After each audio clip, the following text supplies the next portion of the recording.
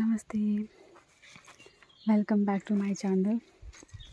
Almost 2 ತಿಂಗಳು ಆಯ್ತೇನೋ ನಾನು videos ಯಾವುದೂ ಹಾಕಿರಲಿಲ್ಲ, ಯಾವುದೇ ವೀಡಿಯೋಸ್ ಕೂಡ ಮಾಡ್ತಿರಲಿಲ್ಲ. ನನ್ನ ತಂದೆ ತೀರ್ಕೊಂಡ್ರು ಸದ್ಯದಲ್ಲೇ. ಆ ದುಃಖದಿಂದ ಹೊರಗೆ ಬರೋದಕ್ಕೆ ನಂಗೆ ಸ್ವಲ್ಪ ಟೈಮ್ ತೊಗೊಳ್ತು. ಫಸ್ಟ್ ಆಫ್ ಆಲ್ ನನಗೆ ಆ ಸಿಚುವೇಶನ್ನ ಎಕ್ಸೆಪ್ಟ್ ಮಾಡ್ಕೊಳ್ಳೋದು ತುಂಬ ಕಷ್ಟ ಆಯಿತು. ಅವ್ರು ನಮ್ಮನ್ನು ಬಿಟ್ಟು ಹೋಗಿದ್ದಾರೆ ಅಂತ ಅಂದ್ಕೊಳ್ಳೋದು, ನಾನು ಒಪ್ಕೊಳ್ಳೋದು ತುಂಬ ಕಷ್ಟ ಆಯಿತು. ನಾನು ಎಷ್ಟು ಕಷ್ಟಪಡ್ತಿದ್ದೀನೋ ಅದೇ ರೀತಿ ನನ್ನ ತಂಗಿ, ನನ್ನ ತಾಯಿ ಎಲ್ಲರೂ ದುಃಖ ಪಡ್ತಾಯಿದ್ರು. ನನ್ನನ್ನು ಸಮಾಧಾನ ಮಾಡಿಕೊಂಡ್ರೆ ಮಾತ್ರ ಅವರನ್ನು ನಾನು ಸಮಾಧಾನ ಮಾಡೋಕ್ಕೆ ಸಾಧ್ಯ ಆಗಿತ್ತು. ಅಂಥ ಟೈಮಲ್ಲಿ ನಾನು ಹೇಗೆ ಈ ಸಿಚುವೇಶನ್ನ ಫೇಸ್ ಮಾಡಿದೆ, ಹೇಗೆ ನಾನು ನನ್ನನ್ನು ಸಮಾಧಾನ ಮಾಡಿಕೊಂಡು ನನ್ನ ತಾಯಿ, ನನ್ನ ತಂಗಿನೂ ಕೂಡ ಹೇಗೆ ನಾನು ಸಮಾಧಾನ ಮಾಡಿದೆ, ನನ್ನ ತಂದೆ ಸಾವಿಂದ ನಾನು ದುಃಖದಿಂದ ಹೊರಗೆ ಹೇಗೆ ಬಂದೆ ಅಂತ ಹೇಳಿ ನಿಮ್ಮ ಜೊತೆ ನಾನು ಶೇರ್ ಮಾಡ್ಕೊಳ್ಬೇಕು ಅಂತ ಹೇಳಿ ಈ ವಿಡಿಯೋ ಮಾಡ್ತಾಯಿದ್ದೀನಿ. ಐ ಹೋಪ್ ನಿಮ್ಮೆಲ್ರಿಗೂ ಈ ವಿಡಿಯೋ ಹೆಲ್ಪ್ ಆಗಬಹುದು ಅಂತ ಅಂದ್ಕೊತೀನಿ.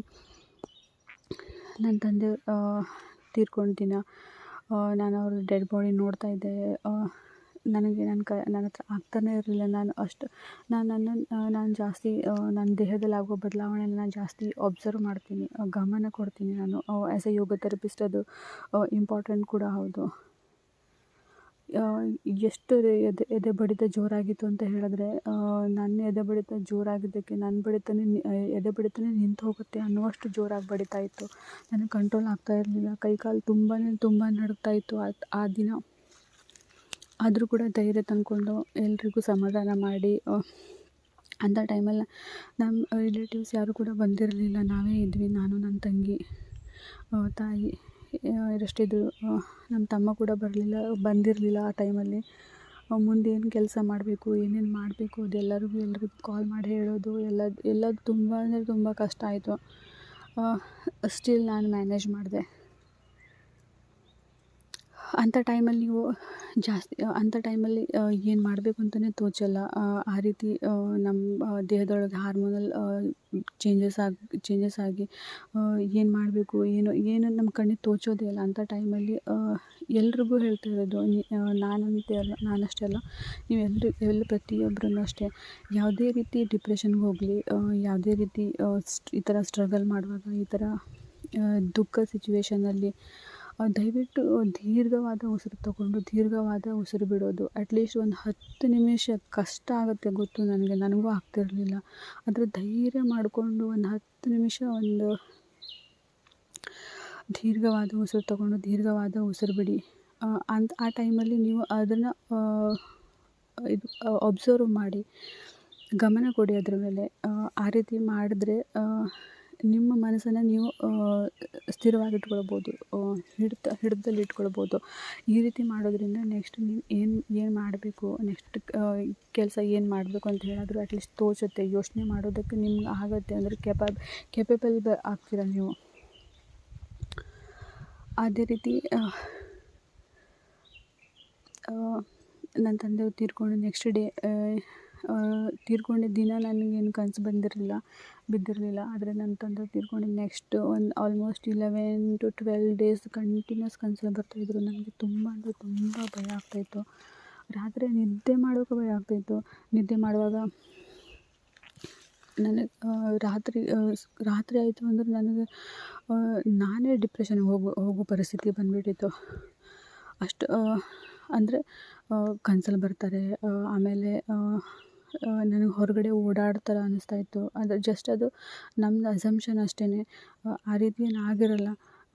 ಆಮೇಲೆ ನನಗೆ ಕಿಟಕಿಯಲ್ಲಿ ಕಾಣಿಸ್ಕೊಂಡಿರೋ ಥರ, ಅವ್ರ ಫೇಸ್ ನನಗೆ ಕಾಣಿಸ್ಕೊಂಡಿರೋ ಥರ, ಮನೆ ಒಳಗಡೆ ಬಂದು ಕೂತ್ಕೊಂಡಿರೋ ಥರ, ಆಮೇಲೆ ಊಟ ಹಾಕ್ಕೊಡು ಅಂತ ಹೇಳಿರೋ ಥರ, ತೋಟದಲ್ಲಿ ಓಡಾಡ್ತಿರೋ ಥರ, ಇನ್ನೂ ಏನೇನೋ ಕನಸುಗಳು ಬರ್ತಾಯಿತ್ತು.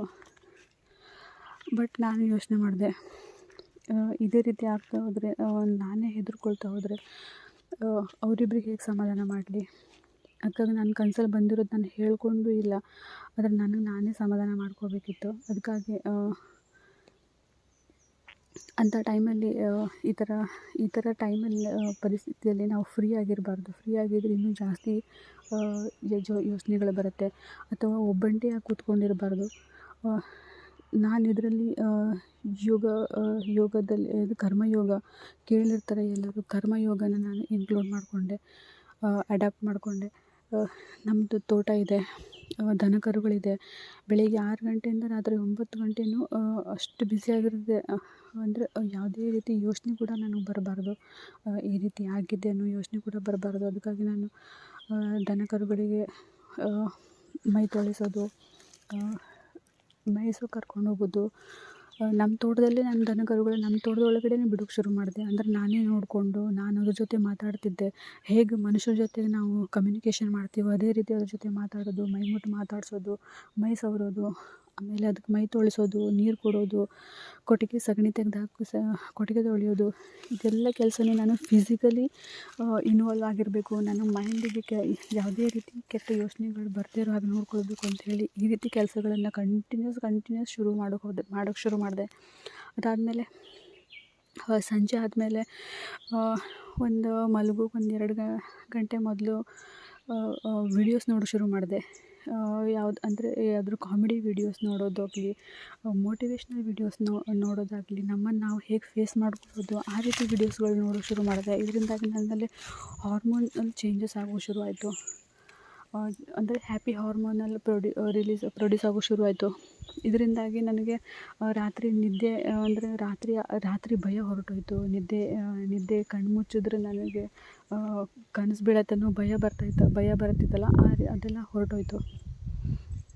ಭಯ ಕಡಿಮೆ ಆಯಿತು. ಅದಾದಮೇಲೆ ಕನಸು ಬಿದ್ದರೂ ಕೂಡ ನಾನು ಆ ಕನಸನ್ನು ಚೆನ್ನಾಗಿ ಅಂದರೆ ಕನಸನ್ನು ನೋಡ್ತಿದ್ದೆ, ನೆನಪಿಟ್ಕೊಳ್ತಿದ್ದೆ, ಖುಷಿಯಾಗಿರ್ತಿದ್ದೆ. ಅಂದರೆ ನನ್ನ ತಂದೆಯವ್ರು ನನ್ನ ಜೊತೆಗಿದ್ದಾರೆ, ನನಗೆ ಕಾಣಿಸ್ಕೊಳ್ತಿದ್ದಾರೆ. ಅಂದರೆ ಇನ್ನೂ ನಾನು ನನ್ನ ತಂದೆಯವ್ರನ್ನ ಕನಸಿನ ಮೂಲಕ ನಾನು ನೋಡ್ತಾ ಇದ್ದೀನಿ ಅಂತ ಹೇಳಿ ಖುಷಿ ಪಡ್ತಿದ್ದೆ. ಭಯ ಪಡೋ ಬದಲು ನಾನು ಖುಷಿ ಪಡೋಕ್ಕೆ ಶುರು ಮಾಡಿದೆ. ಅಂದರೆ ಅವ್ರು ನನ್ನ ಜೊತೆಗೆ ನಿಂತಿದ್ದಾರೆ, ನನ್ನ ಬೆನ್ನಿಗೆ ನಿಂತು ನಂಗೆ ಸಪೋರ್ಟ್ ಮಾಡ್ತಾ ಇದ್ದಾರೆ ಅಂಥೇಳಿ ಆ ರೀತಿ ನಾನು ಯೋಚನೆ ಮಾಡೋಕ್ಕೆ ಶುರು ಮಾಡಿದೆ. ಆವಾಗ ನನಗೆ ಭಯ ಆಗ್ತಿರಲಿಲ್ಲ. ಕನಸು ಬಂದ್ರೂ ನನಗೆ ಭಯ ಆಗ್ತಿರಲಿಲ್ಲ. ಮನಸ್ಸಿಗೂ ಕೆಲಸ ಕೊಡ್ತಿದ್ದೆ, ಅದೇ ರೀತಿ ದೇಹನೂ ದಂಡಿಸ್ತಿದ್ದೆ. ಇದರಿಂದಾಗಿ ನನಗೆ ನಿದ್ದೆ ಅಂತೂ ಕಂಪ್ಲೀಟ್ ಚೆನ್ನಾಗಿ ನಿದ್ದೆ ಬರೋಕ್ಕೆ ಶುರುವಾಯಿತು. ಯಾವುದೇ ರೀತಿ ಡಿಸ್ಟರ್ಬೆನ್ಸ್ ಬರ್ತಾ ಇರಲಿಲ್ಲ.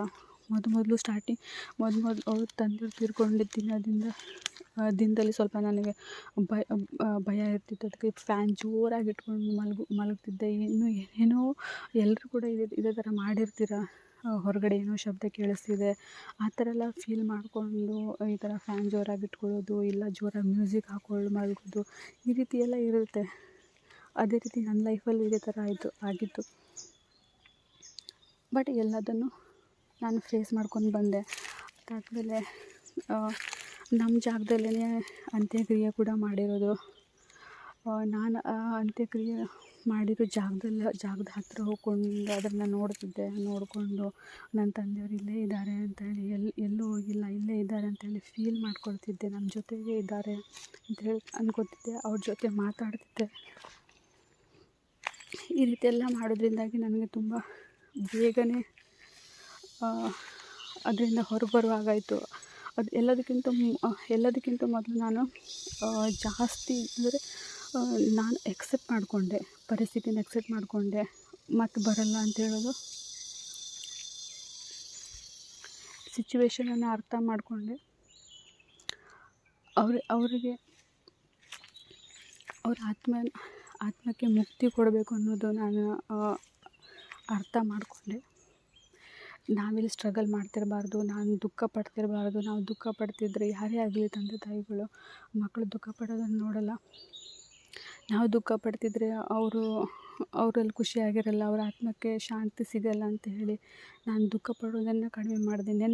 ನೆನಪಾದ ಇಮೋಷ್ನಲಿ ಫೀಲ್ ಆಗ್ತೀನಿ. ಇವಾಗ್ಲೂ ಸ್ವಲ್ಪ ಫೀಲ್ ಆಗ್ತಾ ಇದೆ. ಆದರೂ ನನಗೆ ಪರಿಸ್ಥಿತಿ ಎದುರಿಸೋ ಶಕ್ತಿ ಕೊಟ್ಟಿದ್ದಾರೆ, ನನ್ನ ಹಿಂದೆ ನಿಂತು ಧೈರ್ಯ ಕೊಡ್ತಾ ಇದ್ದಾರೆ ಅಂತೇಳಿ ನಾನು ನಂಬ್ತೀನಿ. ಸುಧಾರಿಸ್ಕೊಳ್ಳೋ ಟೈಮ್ ಬೇಕಾಗತ್ತೆ, ಆದ್ರೂ ಕೂಡ ನಾನು ಬೇಗ ರಿಕವರಿ ಆಗ್ತಾಯಿದ್ದೀನಿ. ನೆನಪಾದಾಗಲೆಲ್ಲ ಬೇಜಾರಾಗತ್ತೆ, ಆದ್ರೂ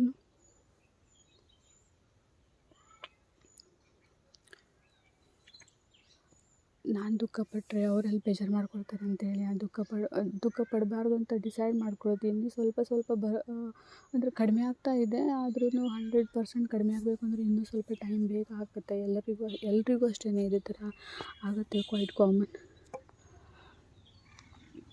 ಐ ಹೋಪ್ ಈ ವಿಡಿಯೋದಲ್ಲಿ ನಿಮಗೇನಾದರೂ ಇದರಲ್ಲಿ ಹೆಲ್ಪ್ ಆಗ್ಬೋದು ಅನ್ಕೋತೀನಿ. ಜಾಸ್ತಿ ಫಿಸಿಕಲಿ ಕೆಲಸ ಮಾಡಿ ಅಂಥ ಟೈಮಲ್ಲಿ. ಇವಾಗ ಡಿಪ್ರೆಷನಲ್ಲಿ ಹೋಗಿರೋರು ಅಂಥವರೆಲ್ಲ ಒಂದು ಕಡೆ ಸುಮ್ಮನೆ ಕೂತ್ಕೊಂಡಿರಬೇಡಿ. ನಿಮ್ಗೆ ಇಷ್ಟ ಆಗೋರ ಜೊತೆಗೆ ನಿಮ್ದೇನಾದರೂ ಕಷ್ಟ ಇದ್ದರೆ ಶೇರ್ ಮಾಡ್ಕೊಳ್ಳಿ. ಹಾಗಂತೇಳಿ ಎಲ್ಲರ ಹತ್ರನೂ ಹೇಳ್ಕೊಳಕ್ಕೆ ಹೋಗಬೇಡಿ, ಅದರಿಂದ ನಿಮಗೇನೂ ಲಾಭ ಇಲ್ಲ. ಯಾರು ನೀವು ಯಾರನ್ನು ತುಂಬ ನಂಬ್ತೀರೋ ಅವ್ರ ಹತ್ರ ಶೇರ್ ಮಾಡ್ಕೊಳ್ಳಿ. ಏನಾದರೂ ಪರಿಸ್ಥಿತಿಗೆ ಬಂದರೆ ಅದನ್ನು ಹೇಳ್ಕೊಳ್ಳಿ. ಅದೇ ರೀತಿ ನಿಮಗೆ ತುಂಬ ಬೇಜಾರಾದಾಗ, ತುಂಬ ದುಃಖ ಆಗಿರ್ತೀರ ಅಂಥ ಟೈಮಲ್ಲಿ ಒಂದು ಕಡೆ ಕಣ್ಣು ಮುಚ್ಕೊಂಡು, ಇವಾಗ ಹೇಗೆ ನಾನು ತೋಟದಲ್ಲೇ ಕೂತ್ಕೊಂಡಿದ್ದೀನಿ, ಇವಾಗ ಎಷ್ಟು ಹಕ್ಕಿ ಪಕ್ಷಿಗಳು ಎಷ್ಟು ಚಿಲಿಪಿಲಿ ಅಂತ ಹೇಳ್ತಾ ಇದೆ, ಎಷ್ಟು ಚೆನ್ನಾಗಿರುತ್ತೆ ಅದನ್ನು ಕೇಳಿಸ್ಕೊಳ್ಳೋಕ್ಕೆ. ಪ್ರತಿದಿನ ಬೆಳಿಗ್ಗೆ ಬಂದು ಕೂತ್ಕೊಂಡು ಹಕ್ಕಿ ಪಕ್ಷಿಗಳ ಕಲರವ ಕೇಳಿಸ್ಕೊಳ್ತಿರ್ತೀನಿ ಕಣ್ಣು ಮುಚ್ಕೊಂಡು. ಈ ರೀತಿ ಮಾಡೋದ್ರಿಂದ ಒಂದು ಮನಸ್ಸಿಗೆ ಶಾಂತಿ ಸಿಗುತ್ತೆ, ಅಂದರೆ ನೆಮ್ಮದಿ, ಖುಷಿ ಕೊಡುತ್ತೆ. ಅದೇ ರೀತಿ ಯಾರ್ಯಾರಿಗೆ ಕೋಪ ಜಾಸ್ತಿ ಇರುತ್ತೋ ಅಂಥವ್ರು ಇದನ್ನು ಮಾಡಿದ್ರೆ ನಿಷ್ಪನ್ನ ಭಾವ ಅಂತ ಹೇಳ್ತೀವಿ, ಪ್ಯಾಸಿವ್ ಅಬ್ಸರ್ವೇಷನ್. ನಮ್ಮ ಸುತ್ತಮುತ್ತಲು ಇರುವಂಥ ಸೌಂಡನ್ನು, ಏನೇ ಸೌಂಡ್ ಆಗಿರಲಿ, ಸಿಟಿಯಲ್ಲಾದರೆ ಇವಾಗ ಗಾಡಿ ಸೌಂಡ್ ಕೇಳಿಸ್ಕೊಳ್ಳೋದು, ಅಂದರೆ ಇವಾಗ ಪಾಸ್ ಆಗ್ತಿರೋ ಗಾಡಿ ಸೌಂಡ್ ಕೇಳಿಸ್ಕೊಳ್ಳೋದು. ಆ ಗಾಡಿ ಸೌಂಡ್ ಕಡಿಮೆ ಆಗ್ತಾನೆ ಇನ್ನೊಂದು ಯಾವುದೋ ಸೌಂಡ್ ಬರ್ತಿರುತ್ತೆ, ಅದ್ರ ಕಡೆ ಗಮನ ಕೊಡೋದು, ಈ ರೀತಿ ಮಾಡೋದು. ಈ ಥರ ಮಾಡೋದ್ರಿಂದ ಕೋಪ ಅಂತೂ ಖಂಡಿತ ಕಡಿಮೆ ಆಗೇ ಆಗುತ್ತೆ. ನನಗೂ ಎಕ್ಸ್ಪೀರಿಯೆನ್ಸ್ ಆಗಿದೆ. ನನಗೂ ತುಂಬ ಕೋಪ ಬರ್ತಿತ್ತು ಮೊದಲು. ಇವಾಗಲೆಲ್ಲ ಅನ್ನೆಸರಿ ಯಾವುದೇ ವಿಷಯಕ್ಕೂ ಕೋಪ ಮಾಡ್ಕೊಳ್ಳಲ್ಲ ನಾನು, ಕಂಟ್ರೋಲ್ ಮಾಡ್ಕೊಳ್ತೀನಿ. ಮೊದಲು ರಿಯಾಕ್ಟ್ ತುಂಬ ಮಾಡ್ತಾಯಿದ್ದೆ, ಇವಾಗ ರಿಯಾಕ್ಟು ಸ್ವಲ್ಪನೂ ಮಾಡೋದಿಲ್ಲ. ಆದರೆ ರೆಸ್ಪಾಂಡ್ ಮಾಡ್ತೀನಿ, ಯೋಚನೆ ಮಾಡ್ತೀನಿ, ಅದಕ್ಕೆ ಟೈಮ್ ತೊಗೊಳ್ತೀನಿ. ಅದೇ ರೀತಿ ಈವನ್ ಡಿಪ್ರೆಷನ್ ಟೈಮಲ್ಲಿ ಕೂಡ ಇದು ತುಂಬ ಹೆಲ್ಪ್ ಆಗುತ್ತೆ. ಈ ರೀತಿಯೆಲ್ಲ ನಾನು ಟೆಕ್ನಿಕ್ಸನ್ನು ಅಪ್ಲೈ ಮಾಡಿಕೊಂಡೆ. ಚೆನ್ನಾಗಿ ನೀರು ಕುಡಿಯೋದು, ಇಂಥ ಟೈಮಲ್ಲಿ ಚೆನ್ನಾಗಿ ನೀರು ಕುಡೀರಿ. ನೀರು ಕುಡಿಲಿಲ್ಲ ಅಂತಂದರೆ ಡಿಹೈಡ್ರೇಷನ್ ಆಗಿ ಅದರಿಂದನೂ ಆಕ್ಸಿಜನ್ ಸಪ್ಲೈ ಎಲ್ಲ ಆರ್ಗನ್ಸ್ಗಳಿಗೆ, ಟಿಶ್ಯೂಗಳಿಗೆ ಸಪ್ಲೈ ಆಗೋದು ಕಡಿಮೆ ಆಗುತ್ತೆ. ನ್ಯೂಟ್ರಿಷನ್, ಆಕ್ಸಿಜನ್ ಲೆವೆಲ್ ಕಡಿಮೆ ಆಗಿ ಮತ್ತು ಹೆಲ್ತ್ ಅಪ್ಸೆಟ್ ಕೂಡ ಆಗುತ್ತೆ. ಯಾವುದೇ ಕಾರಣಕ್ಕೂ ನಿದ್ದೆ ಬಿಡೋಕ್ಕೆ ಹೋಗಬೇಡಿ, ಟೆನ್ಷನ್ ಜಾಸ್ತಿ ಮಾಡ್ಕೊಳ್ಬೇಡಿ. ಫಸ್ಟ್ ಥಿಂಗ್ ಅಂದರೆ ನೀವು ಪರಿಸ್ಥಿತಿಯನ್ನು ದಯವಿಟ್ಟು ಎಕ್ಸೆಪ್ಟ್ ಮಾಡ್ಕೊಳ್ಳಿ. ಎಕ್ಸೆಪ್ಟ್ ಮಾಡ್ಕೊಳ್ಳೋದ್ರಿಂದನೇ ನಿಮಗೆ ಆಲ್ಮೋಸ್ಟ್ ಎಲ್ಲ ಸಾಲ್ವ್ ಆದಂಗೆ. ಅದಕ್ಕೆ ಹೇಳ್ತಾ ಇರೋದು, ಎಲ್ಲರ ಲೈಫಲ್ಲೂ ಸಾವಿನ ಸುದ್ದಿ ಕೇಳೋ ದಿನ ಒಂದಲ್ಲ ಒಂದಿನ ಬಂದೇ ಬರುತ್ತೆ. ಅಂಥ ಸಿಚುವೇಷನ್ನಲ್ಲಿ ನಾವು ನಮ್ಮ ಪರಿಸ್ಥಿತಿನ ಎದುರಿಸೋಕೆ ರೆಡಿ ಆಗಿರಬೇಕು. ಇಷ್ಟೇ ನಾನು ಹೇಳ್ಕೊಳ್ಳೋದು. ಈ ವಿಡಿಯೋ ಏನಾದರೂ ನಿಮ್ಗೆ ಇಷ್ಟ ಆಗಿದ್ದರೆ ದಯವಿಟ್ಟು ಶೇರ್ ಮಾಡಿ. ಬೇರೆಯವರಿಗೂ ಏನಾದರೂ ಹೆಲ್ಪ್ ಆಗ್ಬೋದು ಇದರಿಂದಾಗಿ. Thank you.